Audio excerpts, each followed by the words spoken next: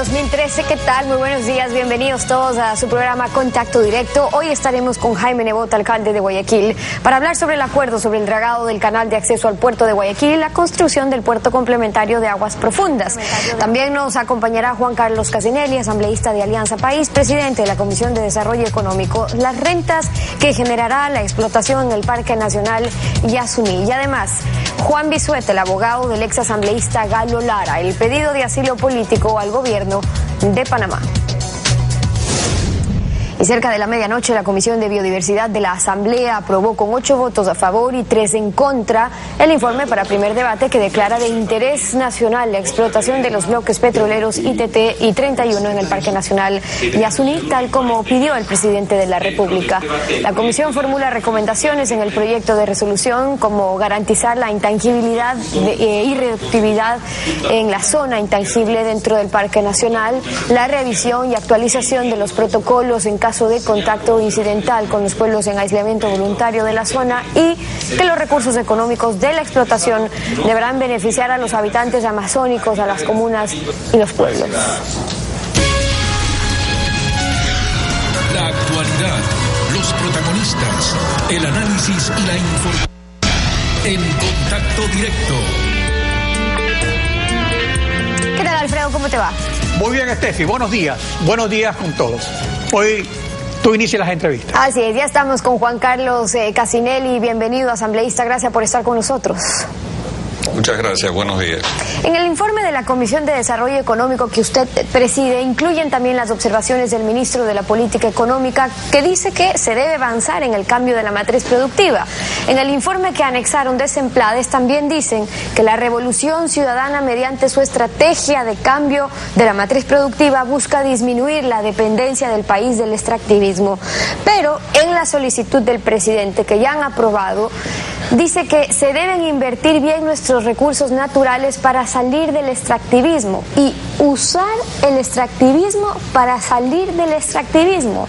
¿Cómo explica usted ese cambio de la matriz productiva? Sí, muchas gracias. No hay un cambio realmente. Lo que existe es una consecuencia con un elemento fundamental dentro de esta discusión, que es el Plan Nacional de Desarrollo. El Ecuador tiene ya un Plan Nacional de Desarrollo desde el comienzo de este gobierno y que es el conocido como el Plan Nacional del Buen Vivir, que no es algo improvisado. El tema que el presidente presenta en su solicitud es un tema que está sustentado en aquello, la necesidad de una manera debidamente programada de salir del extractivismo con los recursos que tenemos para salir de eso. Y los recursos que tenemos para aquello obviamente son los recursos petroleros.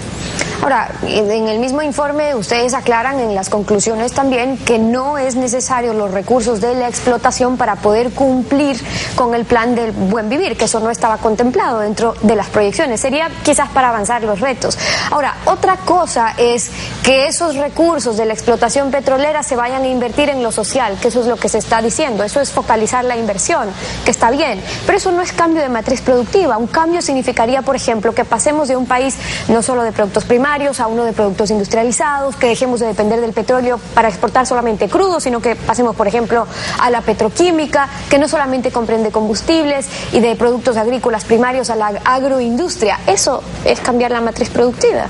Bueno, lo que usted señala es correcto desde el punto de vista económico. Ese es el cambio de la matriz productiva. Pero tiene que hacer inversión en lo social, porque no se puede pretender cambiar esa matriz productiva, por ejemplo, si no existe un mejor nivel de educación, una mejor infraestructura, unos profesores bien pagados. No se puede hablar del cambio de la matriz productiva si no hay una población con salud, por ejemplo. Todo eso va de la mano. Por eso es que el énfasis de este gobierno en la parte inicial es esa enorme inversión en lo social, precisamente en el ser humano, que es el motor del cambio de esa matriz productiva. Además debe ser el beneficiario. El beneficiario del cambio de esa matriz tiene que ser la mayoría de la población. No tendría sentido cambiar la matriz productiva para que se enriquezcan unos cuantos. Lo importante es que esa riqueza se derive a lo largo y ancho de todo el territorio nacional. Con el precio del barril de crudo a $70 se obtendría en valor presente neto 22.000 millones de dólares. Están diciendo en las cifras 18.000 que correspondería al bloque 43, unas 3.900 del bloque 31.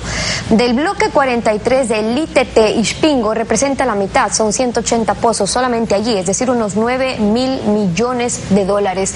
¿Usted no cree que valdría la pena sacrificar ese monto, es decir, obtener los 9.000 restantes de Tiputini y Tambococha, que sí tienen un plan de desarrollo, y no tocar Ispingo? Yo pienso que el país no es que le sobran recursos, debe optimizar aquello que tiene. El país le hizo una propuesta al mundo que ha pasado 6 años y de que apenas ha podido recolectar un poco más de 13 millones de dólares. Eso no es suficiente para impulsar el desarrollo. Si bien es cierto el tema de ITT, del bloque 31, no estaba en el presupuesto general del Estado, además, dentro de una economía sana, lo que sí es urgente es entender que nosotros tenemos que ir poco a poco saliendo de la dependencia del petróleo. Para eso tenemos que acelerar determinados procesos y en ese sentido ningún valor es suficiente. Siempre es importante, mientras más recursos se tenga, optimizarlos. En el caso de Ispingo Sur, por ejemplo, los estudios revelan que el 50% de los ingresos que vendrían los próximos 24 o 25 años dependen de ese bloque en particular. Por lo tanto, la Comisión Económica, de una manera muy responsable, el análisis que hace es la necesidad de revisar en su integridad la explotación posible de todos estos campos. Y específicamente Ispingo Sur es el bloque que el propio ministerio, más bien el informe de la comisión que hace referencia también al Ministerio del Ambiente y que lo estuve estudiando, es precisamente Ispingo Sur, al cual le declaran como una zona intangible Tagaer y Taramenari. Son sus propias compañeras asambleístas, sus compañeras de Alianza País, que están considerando que la zona intangible que está dentro de Ispingo no se debe tocar, igual que una parte del bloque 31, que se debe respetar esa intangibilidad, esa irreductibilidad, porque además su ubicación es más compleja. Escuchemos a propósito de eso lo que dijo ayer en Contacto Directo el ingeniero Ítalo Cedeño. Actualmente, en una plataforma de 2 hectáreas se pueden perforar 40 pozos en el Ecuador. En el mundo se están haciendo 150 pozos por plataforma. Una plataforma de apenas 2 hectáreas. Cuando se planifique el desarrollo de Ispingo, tienen que hacerse plataformas dentro de Ispingo con helicóptero. Yo sinceramente creo que todavía no tenemos perforación horizontal extendida para llegar desde fuera del Parque Yasuní hasta el campo Ispingo. Entonces, para Tiputini y Tambococha se podría aplicar la perforación horizontal que alcanza hasta los 15 kilómetros con las plataformas desde afuera, pero para Ispingo no alcanza. Deberían poner la plataforma dentro. Entonces, ni siquiera sabemos cómo van a proceder, cómo pueden autorizar entonces la asamblea de una explotación que todavía no tiene un plan bien desarrollado. Bueno, nosotros hemos recibido los informes de los distintos ministerios del ramo y de la propia Petroamazonas, que sería eventualmente la que entraría a explotar aquello en caso de la autorización, y todos los informes develan exactamente lo contrario, indican que puede hacerse esta explotación horizontal. Pero independientemente de aquello, tenga usted la absoluta seguridad y la ciudadanía que la Asamblea Nacional revisa esto dentro del marco de la Constitución y la ley.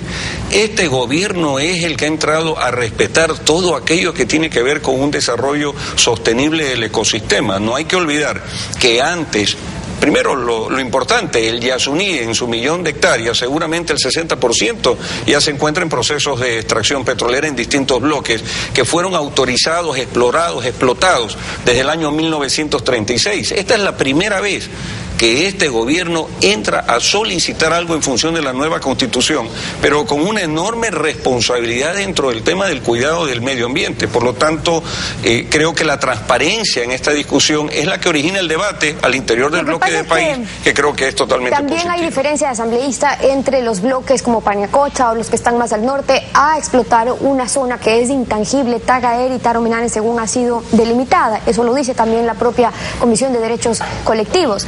Ahora, el ministro Rivera argumentó también en su comisión que lo fundamental de esta propuesta de explotar es la oferta de divisas, que ingresen más dólares a la economía. Y claro, esa es una manera. La otra es que aumente la inversión extranjera, que incrementen las exportaciones, pero para ello en todo este tiempo no se han logrado, asambleísta, acuerdos comerciales ni con la Unión Europea ni con Estados Unidos como principales socios comerciales. Entonces, ¿cómo van a hacerlo? Nosotros no podemos renunciar a la soberanía en las negociaciones internacionales. Sería muy fácil hacer un tratado de libre comercio, pero sacrificando posiblemente la productividad y producción de nuestros agricultores y el desarrollo social al interior del país. Definitivamente los recursos son importantes porque el Ecuador es un país dolarizado y depende fundamentalmente de esa balanza de pagos donde sea positiva para el Ecuador para que no tengamos una excesiva salida de divisas. Por eso el ministro Rivera justifica en esta posibilidad de la extracción de ITT y del bloque 31 el hecho de que puedan ingresar dólares frescos a la economía, que además, ojo, según la Constitución son dólares que tienen que ir a la inversión social, aquello en lo que está trabajando el gobierno y que definitivamente redunda en beneficio de todos los ecuatorianos. El presidente de la Comisión de Desarrollo Económico, Juan Carlos Casinelli, en contacto directo. Muchísimas gracias por haber estado con nosotros, asambleísta. Muchas gracias. 7 de la mañana con 10 minutos. En breve estaremos con el alcalde Jaime Nebot. Hablaremos sobre el acuerdo sobre el dragado del canal de acceso al puerto de Guayaquil y además la construcción del puerto complementario de aguas profundas. Regresamos con eso, quédese con nosotros. En su más amplio contexto ecológico, el desarrollo económico es el desarrollo de formas más intensas de explotación del medio ambiente, lo dijo Richard Wilkinson, investigador británico.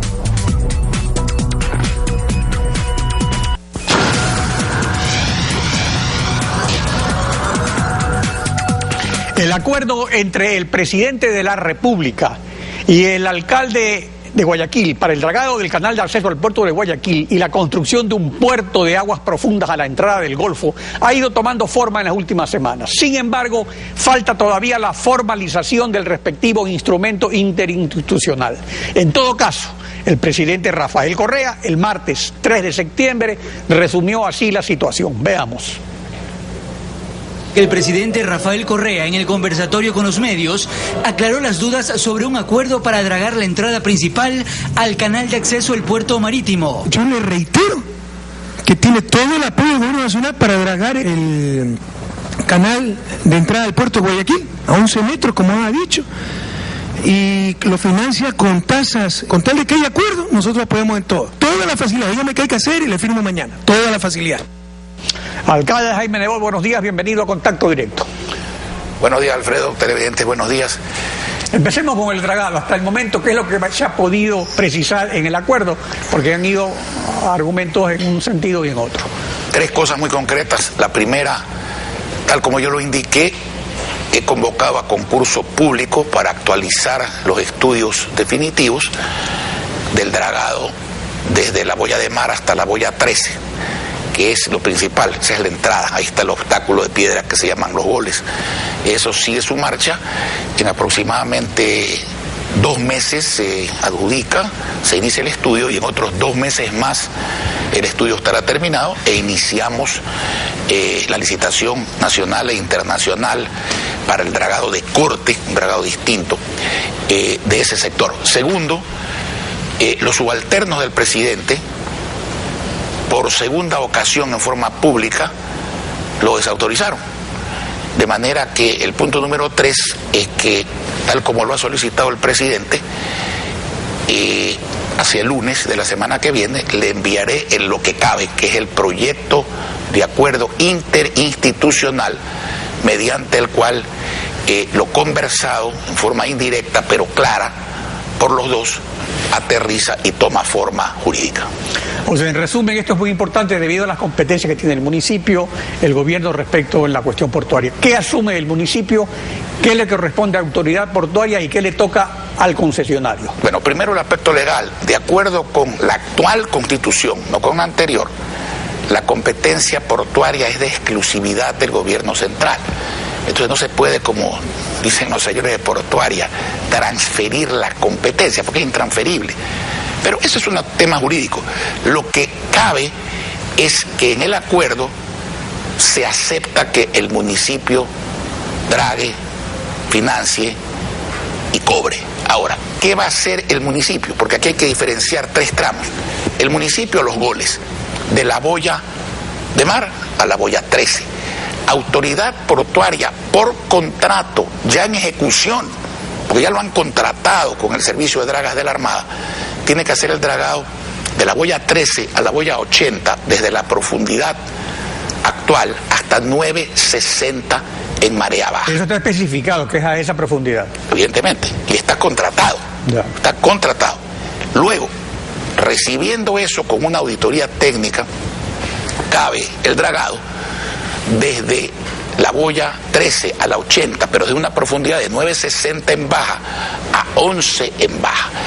Como autoridad portuaria ha dicho que le corresponde, pero que está supeditado que tenga plata, y alega no tener plata, nosotros le hemos dicho, muy bien, le conseguimos la plata y cobre usted el dragado con una tasa. A última hora vuelven a cambiar de opinión y dicen que no. Entonces, el municipio de Guayaquil y la empresa privada Finca de Guayaquil están dispuestas a asumir ese tramo si le entregan el tema a 960 metros de profundidad en baja con auditoría técnica, en la misma forma que asumiremos los goles. Y con eso tiene usted un canal uniforme a 11 metros en baja, que son 13 metros en alta, y que permite la competitividad absoluta y el crecimiento operacional y por lo tanto económico y social del sistema portuario de Guayaquil y de sus habitantes. Y de otra suerte, una vez hecho estos trabajos que serían para mejorar el acceso, de manera permanente la autoridad portuaria pues tendrá que seguir haciendo el dragado tal como lo ha hecho siempre, digamos, para que el canal tenga... Bueno, me imagino que las entidades existen para algo, digamos. Bueno, ahora sobre la concesión para el puerto de aguas profundas de Posora, el presidente Rafael Correa el sábado 7 de septiembre señaló lo siguiente, veamos. A las 6:30 recibí al Grupo Nova y Grupo Albacora, que eran los que estaban trabajando en Posora. Todos apoyamos la inversión privada. Bienvenida. Quieren hacer un puerto de agua profunda en Posora. Maravilloso. Pero el problema es que en el 2009 no habían avanzado nada. Hasta el 2012. Ahora, yo sí creo que por ahí cometió un error la subsecretaria, porque si yo quito la concesión es porque tengo otra alternativa, otro inversionista. Si no lo tengo, mejor pues lo que hago es empujar al inversionista si está atrasado en el cronograma. Estamos hablando y ojalá que venga esa inversión que todo el mundo la desea. De esta manera se completaría entonces un acuerdo satisfactorio respecto a todo, al actual puerto, al puerto de aguas profundas complementario. Diremos también maravilloso, pues, si es que eso es verdad, en el sentido de que los funcionarios subalternos permiten que se materialice. Esa es la posición correcta, la que ha expresado el presidente de la República. Ojalá, repito, se concrete. Y por nuestra parte, yo también quiero aclarar lo que he dicho siempre. Guayaquil no se opone a inversiones del gobierno, ni en esta ni en ninguna provincia. Si quieren hacer otro puerto, que lo hagan. Mientras más puertos y más aeropuertos tiene un país, mejor. Pero el desarrollo de esos aeropuertos, el desarrollo de esos puertos, tiene que ser a base de competencia y de competitividad.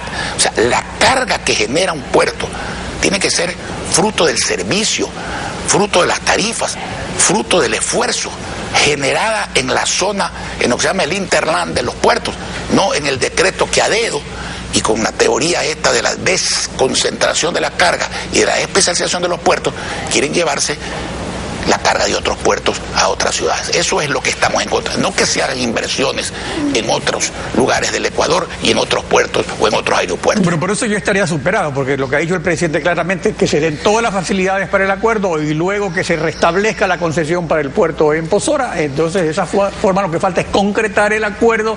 Para eso, en vista de estas incoherencias de funcionarios inferiores, ¿se va a mandar el borrador a la presidencia de la República? ¿Cómo se mandaremos un borrador de proyecto de acuerdo interinstitucional, no sobre lo que sea, todo lo contrario, sobre lo concreto, sobre lo que hemos dicho? Nosotros no vamos a desnaturalizar un acuerdo en ningún sentido, eso no sería serio. Y en cuanto a las expresiones, pues bueno, si usted le preguntara a San Juan que creía sin ver, seguramente le diría que cree. Si le preguntara a Santo Tomás que creía lo que veía y tocaba, le diría que hay que esperar tocar para creer, digamos. Bueno, pero hay cosas que sí se ven y que se sienten desde el punto de vista social y económico. O sea, ¿qué repercusiones sociales y económicas tiene para el desarrollo nacional, y no solo para el desarrollo de Guayaquil, que se cumpla con este acuerdo y que no se vaya por ese proyecto de plan de movilidad hecho por unos consultores extranjeros? Imagínense que ese plan, lo que decía en síntesis era el puerto público, concesionado, pero público, de Guayaquil, dedicado al turismo, y no hay ni esclusas, no hay ni cómo pasar del Salado al río Guayas, pues ya no se puede. Dedicado al cabotaje, que es comercio de barcos chiquitos de la misma bandera entre puertos de la misma nación, sin dejar de ver la costa. Los 13 puertos privados de Guayaquil cerrados, porque según dice el plan tenían que salir del sistema portuario nacional. El puerto de Pozora edificándose con dinero privado en aguas profundas, sin autorización. O sea, Guayaquil sin sistema portuario. Y el nuevo puerto sustituto fuera de Guayaquil. ¿Qué significaba eso? La muerte de Guayaquil, pues.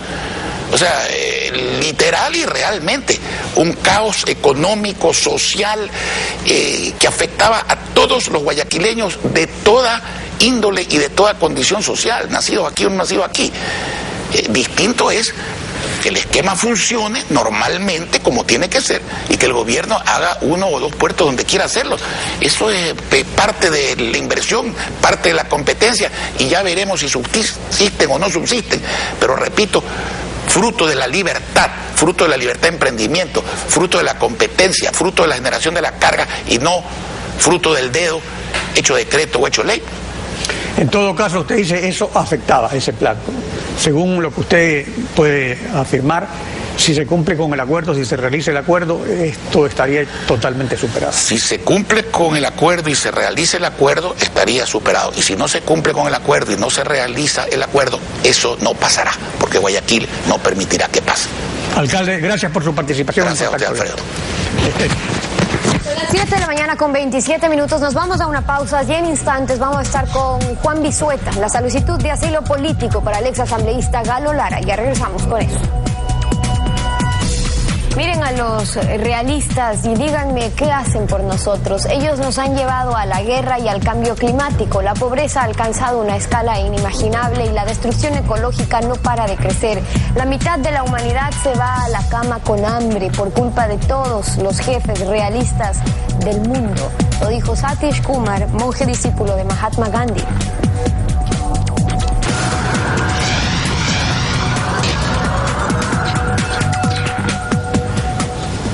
Está con nosotros Juan Vizueta, abogado defensor de Galo Lara. Buenos días, bienvenido a Contacto Directo. Buenos días, doctor Penalgote. ¿Sobre la base de qué instrumento jurídico internacional se ha solicitado al gobierno de Panamá el asilo político para el exasambleísta Galo Lara? Bueno, hay que recordar aquí que la Convención Iberoamericana de la Extradición establece justamente aquí de manera puntual en el artículo 4 el hecho de que se puede interponer el pedido de asilo político fundamentado en el hecho de que existiría justamente un delito común perseguidos con una finalidad política, que eso es lo que estamos tratando de establecer. En el caso de Galo Lara hemos justificado y estamos argumentando justamente de que se trata de un perseguido político. Las pruebas no solamente están siendo aportadas en este caso por la persona que está solicitando, sino de manera sui generis. En este caso las pruebas las está aportando incluso el Estado requirente de la extradición. Vemos ahí con la visita del día de ayer a Panamá de 14 funcionarios del Estado ecuatoriano, entre esos incluso el fiscal general del Estado, que no tiene nada que ver y que supuestamente es una parte dentro del proceso penal, que sin embargo, haciendo tabla rasa de la ley, producto de un desconocimiento total de la ley, interviene en un proceso que es eminentemente diplomático, que es de Estado hacia Estado y que finalmente él no tenía que hacer absolutamente nada. El día de ayer, con la visita que tenía claros tintes de ejercer presión al gobierno panameño, lo que ha hecho el canciller de la República de Panamá es decirle, señores, están siendo atendidos, pero ustedes tienen que regresar a su país para poder formalizar el pedido de extradición que debe de contener los requisitos establecidos en los convenios internacionales. Ahora, ¿a quién le corresponde de manera exclusiva calificar si se trata de una persecución política? Bueno, en este caso, los convenios internacionales exigen justamente de que es el país requerido de la extradición, el que ejerce justamente la extradición pasiva y no el que ejerce la extradición activa, el que debe justamente justificar el hecho de que se trata de un proceso que ha sido disfrazado justamente con un proceso de carácter común, como es lo que nosotros estamos evidenciando en este caso, tanto más que la única sentencia que existe en firme hasta la actualidad es la sentencia dictada el día 3 de enero del presente año, en la cual la sala respectiva de la Corte Nacional confirmaría el estado de inocencia a favor del exasambleísta Galo Lara Yepes. Pero ¿cómo puede demostrar? Así como el gobierno solicita la extradición y debe demostrar que se trata de un delito común, ¿cómo demuestra usted que el caso de Galo Lara no es un delito común, sino que se trata de una persecución política?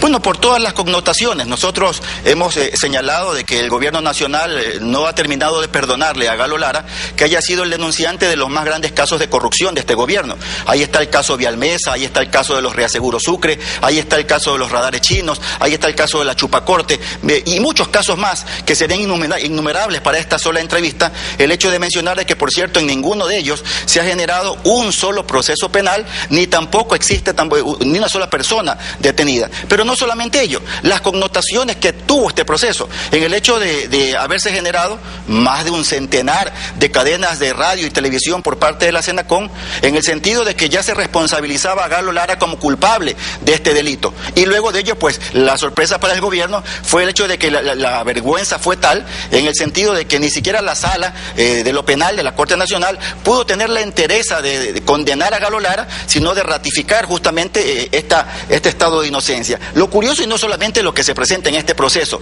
Galo Lara es un perseguido político por los 17 requerimientos que ha tenido por parte del Servicio de Rentas Internas a título personal y por todas las compañías que representa, en el que se le ha exigido pues lo más mínimo. Y entonces esto evidencia justamente, sumado al hecho de lo que hemos observado todos los ecuatorianos el día de ayer, que finalmente todo el Estado ecuatoriano, todos los máximos representantes acuden hasta Panamá justamente a solicitar. No lo hacen con Pedro Delgado, no lo hacen con Jorge Glass Viejo, lo hacen exclusivamente con Galo Lara, pese que existen 99 personas en el país que tienen código rojo, pero que sin embargo contra ellos no se hace absolutamente nada. Según las informaciones de prensa, ustedes deben todavía presentar todos estos documentos ante la Cancillería de Panamá. Para hacer la presentación de esa documentación se debe esto apostillar en la Cancillería ecuatoriana, es decir, que se deben certificar que los documentos son auténticos.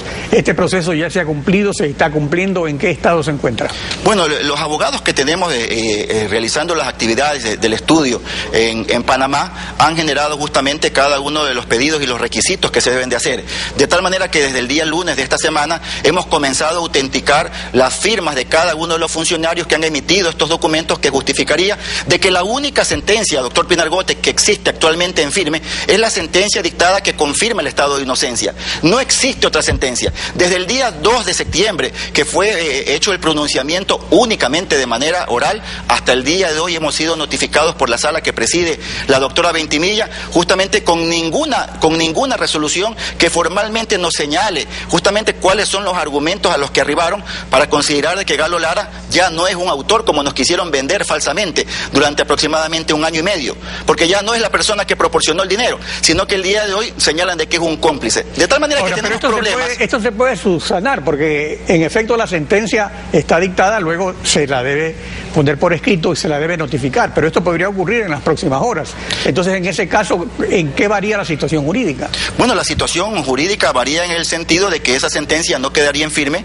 El efecto del recurso de casación que se va a interponer tiene justamente ese efecto de suspender los efectos completos de una sentencia, porque una sentencia es indivisible. No es posible que, sobre pretexto del servicio que tiene la presidenta de la Corte Nacional de Justicia frente justamente al gobierno nacional, haya llevado al exceso, a la arbitrariedad de dictar una boleta constitucional supuestamente de encarcelamiento contra Galo Lara Yepes, en la que se señala que se dispone de la inmediata detención. Bueno, Qué pena que la doctora Ventimilla no conozca de que la detención en el Ecuador quedó ya derogada desde la Constitución del año 2008 y que la única posibilidad que existe de que un ciudadano se lo pueda detener es en el caso de delito flagrante o cuando exista un auto de prisión preventiva. En este caso, los convenios internacionales de extradición exigen de que se deba de presentar o la sentencia condenatoria en firme o un auto de prisión preventiva. En este caso, doctor Pino Argote, no existe ni lo uno ni lo otro. De tal manera que va a ser una ardua tarea la que tiene que cumplir el Estado ecuatoriano en este sentido para poder cumplir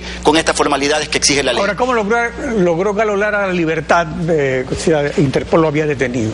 ¿Cuál fue la razón? Bueno, eso fue una información errónea por parte de uno de los tuits del Ministerio del Fiscal General. El Fiscal General emitió un comunicado en una red social en el sentido de que se señalaba de que él había sido capturado, que había sido detenido, lo cual era falso, porque él lo que estaba en calidad de retenido porque él ya había ingresado a territorio panameño y en virtud de ello, no habiendo infringido ninguna ley dentro del territorio, no le correspondía en lo absoluto, tanto más que existe un error al considerar de que el famoso código rojo genera de por sí la orden de detención, cuando este código rojo puede generar por dos aspectos: primero, para la localización o la identificación de una persona, y segundo, para la detención. En este caso, al momento de que se les pide que exhiban justamente la orden de prisión, no pudieron exhibir esa orden de prisión, de tal manera que en virtud de ello fue trasladado hasta la Cancillería. En la Cancillería simplemente se le dijo de que él estaba en absoluta libertad y que podía transitar libremente por el territorio.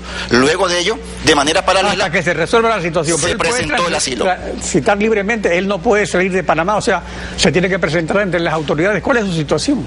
Bueno, él, una vez habiendo formalizado el pedido de asilo político, es evidente de que él en este caso pues debe de permanecer en el territorio panameño hasta tanto no existe un pronunciamiento respecto a esa petición formal que él ha realizado, y que entendemos de que en las próximas horas a lo mejor el gobierno ecuatoriano va a formalizar el pedido de extradición, con lo cual justamente tendrían más elementos para poder conocer respecto a esta decisión que se ha solicitado. Ahora, hay dos antecedentes cercanos sobre asilo político en Ecuador: el de Carlos Pérez, director del Universo, concedido por Panamá, pero aquí en el gobierno del presidente Correa le negó el salvoconducto, y el de Julian Assange, concedido por el gobierno del presidente Correa, pero que el Reino Unido ha negado el salvoconducto. Ambos, Pérez y Assange, fueron acusados de delitos comunes, o son acusados en el caso de Assange, pero se les concedió el asilo por considerar que eran perseguidos políticos. O sea, brevemente, ¿qué diferencias y similitudes hay entre los casos de Pérez, Assange y Lara? Bueno, en estos casos es importante una vez regresar a lo que señala la Convención Iberoamericana de la Extradición, en el sentido de que yo recuerdo que en esa ocasión el mismo canciller de la República del Ecuador señalaba en relación al caso de Julian Assange, en el sentido de que muchas veces estos gobiernos despóticos comienzan a encubrir o a disfrazar justamente el verdadero sentido que tienen justamente los fines políticos que se generan estos tipos de pedidos, y en ese sentido se disfrazaba a través de un proceso de índole común, utilizando un delito común. Este también es el mismo caso que se ha presentado tanto en el caso de Julian Assange como en el caso de los señores Pérez, en el sentido de que se trató de encubrir justamente mediante un proceso de índole común para luego de ello, pues en este caso, impedir de que puedan acceder al mismo. Doctor Juan Bisueta, gracias por su participación en Contacto Directo. Gracias a usted, doctor. Estefi. Son las 7 de la mañana con 43 minutos. Ayer el presidente Rafael Correa participó de la sesión solemne por los 100 años de cantonización de Milagro en la provincia del Guayas, y el primer mandatario insistió en la propuesta de explotar los recursos naturales. Luego de cumplir con varias actividades durante la mañana y tarde de este martes, el jefe de Estado llegó junto a la gobernadora del Guayas para contar sobre su visita a la Amazonía, donde operó la petrolera Texaco. Todavía tengo las manos, por más que me he lavado 50 veces me dio la mano, incluso con diluyente, todavía tengo los dedos, las uñas manchadas del petróleo que ustedes pueden sacar sencillamente hundiendo su mano en una de las tantas piscinas que debe ser transnacional. El presidente enfatizó la importancia de extraer responsablemente el petróleo que hay en la reserva Yasuní y criticó a sus detractores. Necesitamos nuestros recursos naturales. Ustedes han escuchado al alcalde. ¿Cuánto falta para atender a Milagro como es debido? Y no es solo Milagro. Cada rincón de la patria que todavía tiene necesidades, no solo fundamentales, urgentes, que no pueden esperar. Y para algunos pareciera que sobra el dinero. Finalmente dijo que no tiene miedo a un nuevo proceso electoral, que ya tiene experiencia y que confía en que el pueblo apruebe su proyecto. El gobierno de la Revolución Ciudadana ha ganado 9 procesos electorales de manera consecutiva. Entre ellos, 2 reelecciones en una sola vuelta y 3 consultas populares. Y los que buscan una cuarta consulta, bienvenida sea, volveremos a vencer. La gente está con nosotros. Terminado el evento, emprendió viaje hacia la capital. Bueno, así estamos cerrando esta emisión de Contacto Directo, Alfredo. Nos volvemos a ver mañana. Así es, Steffi. Mañana continuamos rayando la desinformación en Contacto Directo. Buen día.